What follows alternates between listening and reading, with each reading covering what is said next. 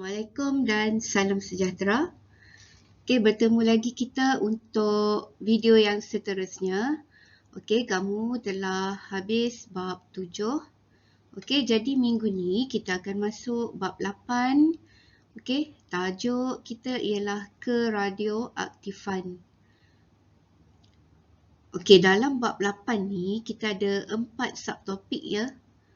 Okey, contohnya okey, keradioaktifan ni kita akan tengok sejarah, okey, bilakah manusia mula menemukan keradioaktifan. Okey, kemudian kita akan kenal apakah atom dan nukleus, apakah sinaran mengayon dan sinaran tidak mengayon, dan juga kegunaan sinaran radioaktif dalam kehidupan seharian.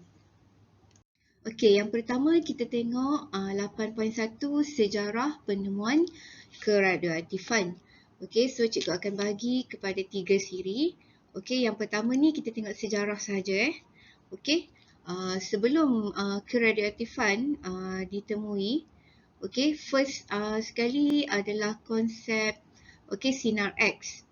Okey, pada tahun 1895. Wilhelm Conrad Röntgen, seorang ahli fizik Jerman menemukan sinar X secara tidak sengaja. Okey, macam mana? Okey, beliau telah mengambil gambar foto sinar X tangan isterinya. Okey, ni gambar dia Okey, ni first yang macam mana dia jumpa sinar X. Okey, so bila dia berjaya menemui sinar X, dia membolehkan Wilhelm Conrad Röntgen ni menerima hadiah Nobel pertama dalam bidang fizik pada 1901 bagi penemuan sinar X. Okey, jadi macam mana Wilhelm Conrad ni menemui sinar X? Okey, dia mengkaji beberapa unsur yang boleh mengeluarkan sinar. Okey, jadi satu unsur yang dikaji tu, okey, dia mengeluarkan sinar yang mempunyai kuasa penembusan yang tinggi.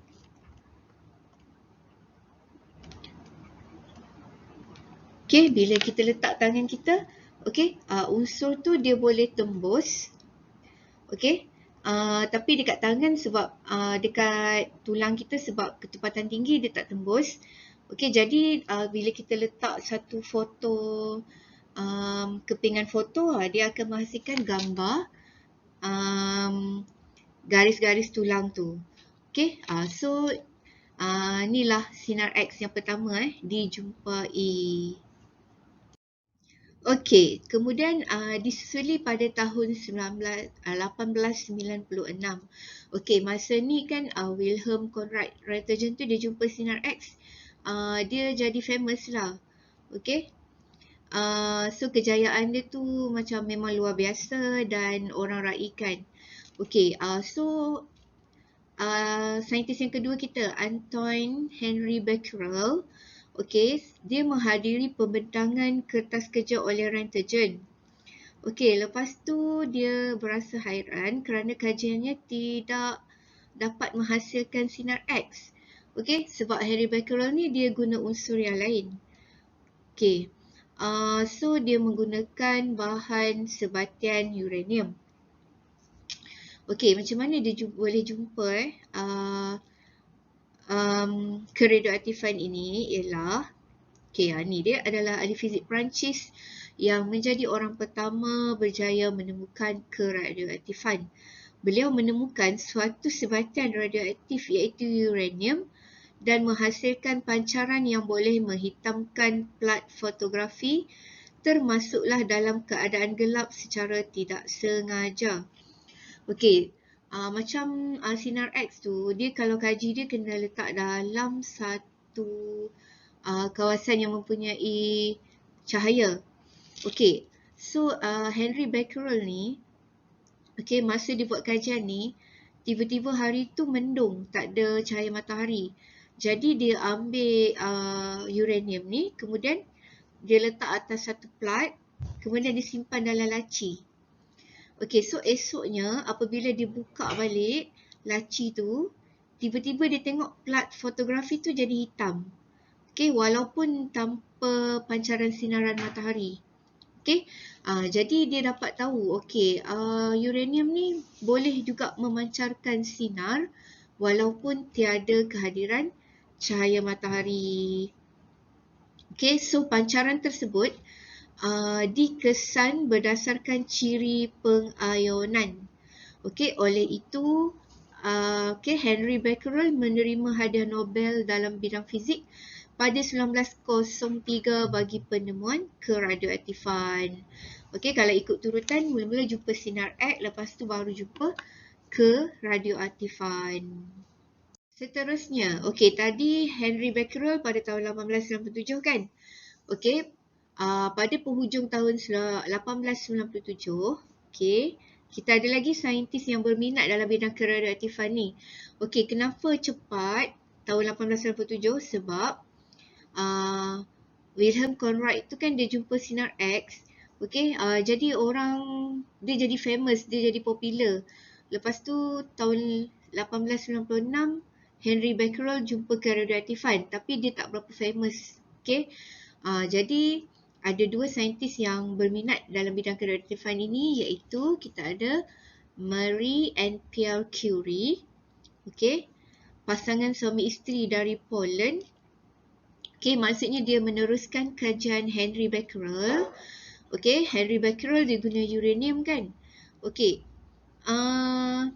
Untuk untuk Marie and Pierre Curie ni, okey, dia berjaya mengesan pancaran radioaktif melalui kuasa pengayunan dan bukan melalui kesan fotografi. Okey, dia buktikan pancaran radioaktifan ni dia bukannya disebabkan oleh kesan fotografi tapi disebabkan oleh kesan pengayunan, kuasa pengayunan. Okey, lepas tu bermula dengan biji uranium yang dikenali sebagai pitch blende. Okey, dia gunakan uranium juga tapi mereka berjaya mengekstrak dua elemen radioaktif, okey, iaitu polonium dan juga radium. Okey, daripada uranium, okey, radium yang kurang stabil, okey, dia menjadi radium yang lebih stabil apabila dia memancarkan sinar keradioaktifan. Okey, tapi kejayaan Marie and Pierre Curie ni, okey, dia orang jumpa polonium dan radium. Okey, nama polonium ni diambil menggunakan nama negara Marie, okey. Negara Poland sebab dia orang dah berasal pada Poland. Okey. Pancaran yang ditemukan oleh Becquerel tidak dapat menghasilkan gambar foto sinar X tulang. Namun tiada siapa berminat untuk meneruskan kajian Becquerel selama 1,5 tahun. Okey. Tapi inilah yang menarik perhatian kepada Marie and Pierre Curie. Okey, diorang ni suami isteri Okey, dan kejayaan mereka ini telah menyebabkan Marie Curie adalah wanita tunggal yang pernah menerima 2 hadiah Nobel, iaitu pada tahun 1903 dalam bidang fizik dan pada tahun 1911 dalam bidang kimia. Okey. So daripada 3 saintis ni lah berkembangnya ilmu tentang keradioaktifan.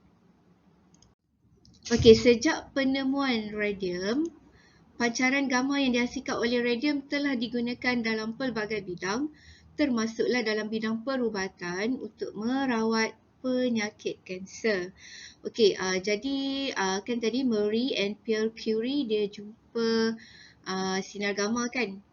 Okey, so banyaklah dia punya kebaikan dia kat kita okey, terutamanya untuk bidang perubatan. Okey, tapi kesan dia adalah sangat besar Okey. Marie Curie meninggal dunia pada semasa berumur 67 tahun kerana menghidap penyakit yang disebabkan oleh pendedahan kepada pancaran gamma yang berlebihan.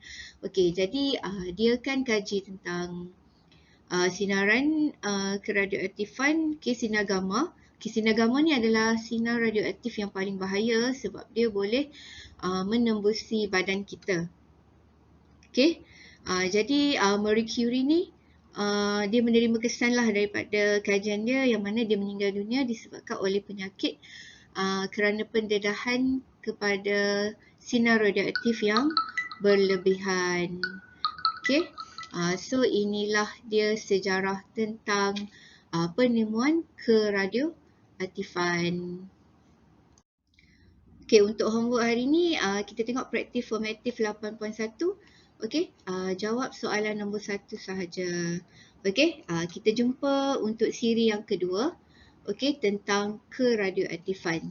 Okay, sekian, jumpa lagi.